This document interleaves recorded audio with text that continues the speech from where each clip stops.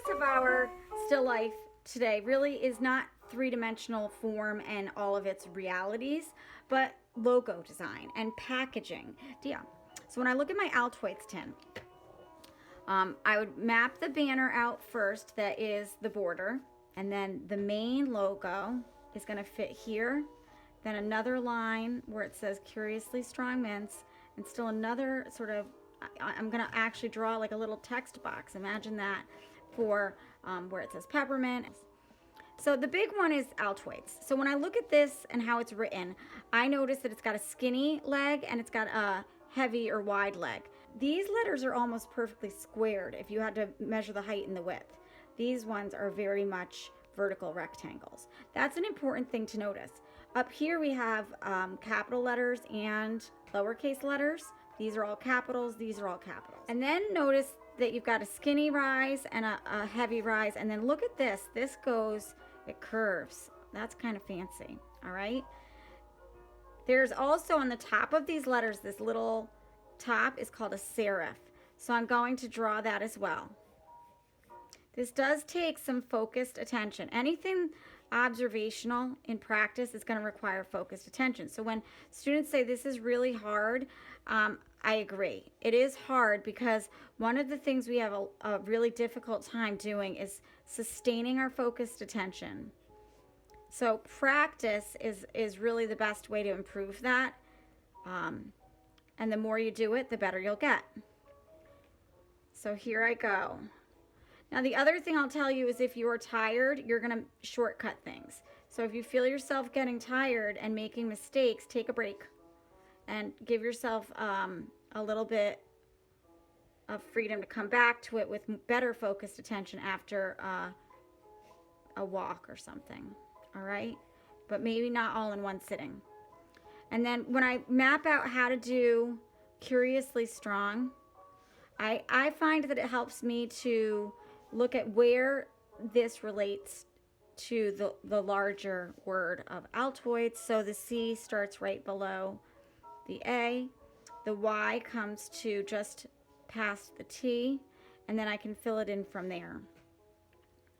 And these are almost evenly squared letters, which is not my natural writing. Probably not yours either. All right, and I can kind of fix that. All right, so I think I got that. And then strong starts at the O and ends right before the D. And then I can fill it in from there. I kind of squished it a little bit, so I might revise that before I finish. And then mince goes from the D to the S. And it should line up as it does there pretty closely. And then peppermints, there's this little drawing too, don't forget that. Peppermint starts below the L and ends at the D. And it's all caps with a heavy squarishness. Is that a word, squarish? I'm going to say it is. Okay, and I think I could actually, I'm going to revise that because see, look, I made that too wide.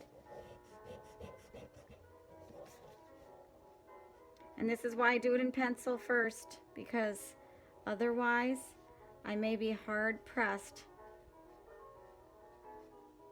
Is that better?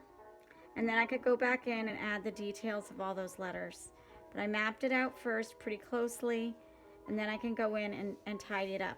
Now where it says things like with natural, other natural flavors, that's like so small. I might not even really write that out. I might just make dashes that are vertical and sort of count them off.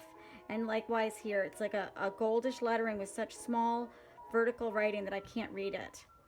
And then up here, I would do the same thing of scaling it against the letters and seeing where each word begins and ends, and then look at the style of the letter. If it's got a serif, it's got lowercase and uppercase, and how can I capture that accurately. So it doesn't look like my shopping list, but like the logo on these designs, okay? So this is something you want to practice, is close observation of the lettering, the height, the width, the slant, and maybe even, you know, whether it's got a serif or is sans serif, meaning without those little caps, okay?